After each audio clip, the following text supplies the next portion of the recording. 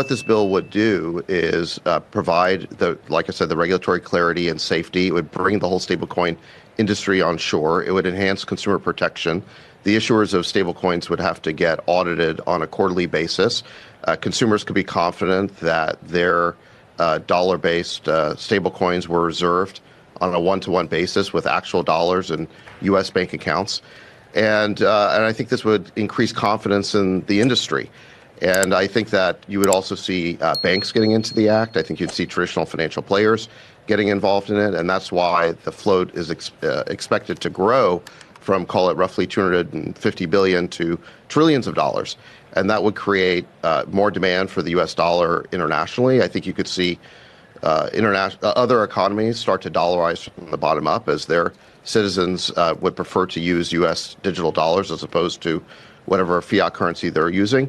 And that would create potentially trillions of dollars of new demand for U.S. Treasury. So I think this bill is a major piece of legislation. I think it's a fantastic bill just on its own. I think that the House should go ahead and take it up, and I think they will take it up, and I think they're going to put it on the president's desk very soon. Hello everyone, welcome again to the channel. Thank you so much for watching my videos and welcome in today's episode. KASPA is a sleeping giant and not a lot of people understand what this statement exactly means. Everything that is happening in the crypto industry, in the crypto ecosystem, is preparing KASPA for its biggest move. Now we're going to start with this statement from Donald Trump, which says, "The Senate just passed an incredible bill that is going to make America the undisputed leader in digital assets. Nobody will do it better. It's pure genius. Digital assets are the future and our nation is going to own it. We are talking about massive investment and big innovation." Now the thing is, when you see that the United States is talking about digital assets and they are massively invested in digital assets, that is a very, very big bullish signal. He continued to say that the House will hopefully move lightning fast and pass a clean Genius Act. Get it to my desk as soon as possible, no delays, no add-ons. This is American brilliance at its best, and we are going to show the world how to win with digital assets like never before. The good thing about this statement is that it sends a very strong signal to other countries and other nations that this is the standard. This is the way to go, because no country wants to get left behind. So they are going to be forced to adapt to this system. Now the good thing is that the United States is already at the forefront and is going to lead in terms of digital assets investment.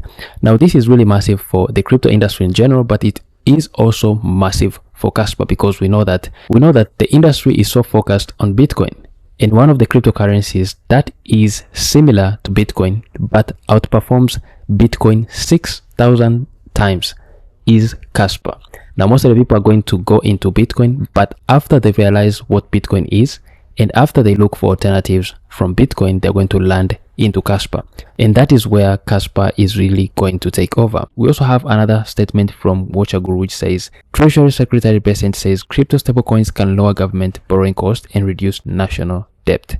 A thriving stablecoin ecosystem will drive demand from the private sector for United States treasuries, which back stablecoins. This newfound demand could lower government's borrowing costs and help rein in the national debt. So the Genius Act is something that KASPA Key is closely monitoring, and as we can see, they said, interesting development, huge scope for the future of stablecoins from the United States alone, studying it carefully. Now when you read this Genius Act, you're going to realize that stablecoins play a very big role in the crypto ecosystem, but stablecoins cannot be the ultimate digital currency.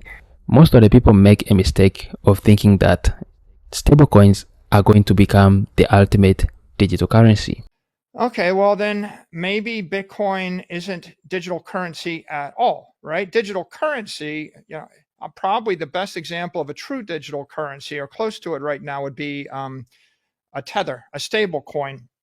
And if I could move a stable coin, $87 worth of it at the speed of light on a crypto rail, no KYC, no regulatory controls, with complete privacy, that feels like digital currency, completely private digital currency. but that is not exactly true. When you read this Genius Act, you're going to realize that this is one of the biggest steps in terms of regulatory clarity. The crypto industry was demanding regulatory clarity, and this is one of the biggest steps that has been made. But people who consider that stablecoins are the ultimate digital currency, I think they are wrong, because when you read on the BSA compliance, you're going to realize that must freeze tokens on lawful order. Treasury may ban non-compliant foreign stablecoins. So stablecoins are really good, and it's good that they have regulatory clarity, but they cannot become the ultimate or perfect digital currency because they are not censorship resistant. The government can decide to freeze tokens on lawful order, and Treasury may ban non-compliant foreign stablecoins. So this is actually good when it comes to the crypto ecosystem, but when you want the ultimate true digital currency or the ultimate medium of exchange, you only need KASPA. KASPA is the only proof of work which is decentralized, which is secure, which is stateless, which is permissionless, and which is censorship resistant. So this is a big achievement in the crypto industry, but they are not the ultimate form of digital currency. When it comes to digital currency, you need a censorship resistant, you need a permissionless, you need a stateless type of medium of exchange, and that is only KASPA. Most of the people expected that the Fed was not going to cut interest rates. I had a different opinion because of the pressure that was coming from Donald Trump, and looking at other central banks, what they were doing. China is cutting interest rates. The European Central Bank has been cutting interest rates consistently, but the Fed has decided to keep interest rates the same. Now, this is something that has frustrated the President of the United States, Donald Trump, because we know exactly he's been putting a lot of pressure on Jerome Powell, and he wants Jerome Powell to cut interest rates, but he decided to keep interest rate the same, and this is also a big disappointment to most of the crypto investors. But let's look at the reasons that made the Fed to decide to keep interest rates the same. The first thing is the inflation, which is still above the Fed's current target. We have the CPI, which is 2.4%.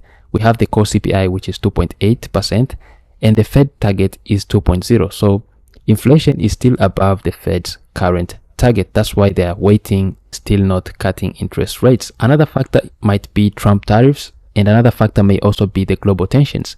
But let's see how things are going to play out, because other central banks are cutting interest rates, but the Fed is not cutting interest rates. And Donald Trump has been calling out Jerome Powell a lot of times, calling him to cut interest rates. But what we have observed is that Jerome Powell is doing his own thing. What we need to understand is that rate cuts are going to be delayed for now, but soon or later, the Fed is going to be forced to cut interest rates. They're going to follow what China and Europe are doing. China is cutting interest rates. The European Central Bank is also cutting interest rates. So we expect the Fed to follow the same trend as other central banks. It's going to take a little bit of time, but eventually they are going to cut interest rates. And once they cut interest rates, I think KASPA is going to be positioned in a very, very good position.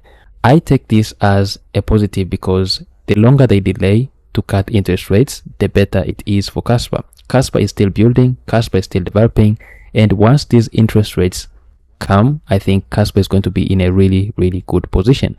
Let me know what you think in the comment section down below.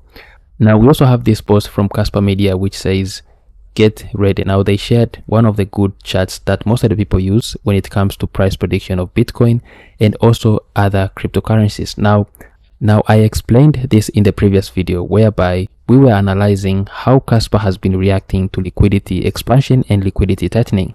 Now, what we have observed is that KASPA is very, very sensitive and reactive to the global money supply when it comes to liquidity tightening. Now, what we want to see is what is going to happen when liquidity expansion starts, and liquidity expansion is going to also depend on the Fed cutting interest rates. So let's wait and see what is going to happen when the money printing starts and when liquidity expansion really begins, because KASPA has been very sensitive when it comes to liquidity tightening. Now, let's see what is going to happen in terms of price moving up after liquidity expansion. As you can see, the global M2 money supply predicts that the price of Bitcoin is going to go to 120k, 130k, 140, and even up to 160. Now, let's see what is going to be the price of KASPA after this liquidity expansion. Another interesting post comes from Hans Mook, which says, I was pretty busy the last weeks to dig deep into the code base and understand how everything works under the hood, and I have to say I am really impressed with what I have seen so far. KASPA is a sleeping giant, my friend. Now, this statement comes from someone who has a lot of experience in the crypto industry and a lot of experience when it comes to digital ledger systems. Now, he's taken his time, he studied about KASPA, and he has the confidence to say that KASPA is a sleeping giant, my friend. Now, this is really massive because when you see brilliant minds get into deep research when it comes to KASPA, and one thing that they come up with is that they understand that KASPA is a sleeping giant. KASPA is going to attract a lot more brilliant minds, and once they find out what Hasmukh has really discovered, I think it's going to be really massive for the KASPA ecosystem. Let me know what you think in the comment section down below. And this is it for today. Don't forget to hit the like, don't forget to subscribe, and see you in the next episode.